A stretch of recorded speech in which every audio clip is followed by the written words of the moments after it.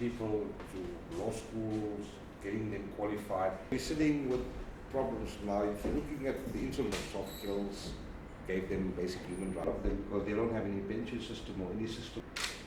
A headquarters in each of these states, uniforms, all that will be the legislation. I was encouraged to make a visit to Mogadishu and Somalia to get a better understanding about the community and to also meet with local police to discuss community policing and how we approach policing in the Twin Cities, and so that hopefully I can learn from their experiences here, how I can best police my community, and hopefully I can provide them some insights as to what has worked for us back in the Twin Cities. For survival and for the don't know how to do it because again a very long time for somebody. Community policing?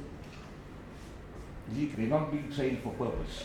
In other words, you Dispute either through violence or through some other successful. You tend to fast track the young into these management positions. I get much credit to police because this is engaging all the two. to perform those functions. So Be effective when you see the government of the people to go out there and start around, not even at ground level. you see To the police and the youth. This morning we had Mr. John Harrington, the Chief of Police from the Minnesota Police Division in the US, that was here, that paid us a courtesy visit. All he wanted to do was find out the policing activities and Emerson's police involvement in establishing or assisting the Somali police in establishing them as a police organization in Somalia.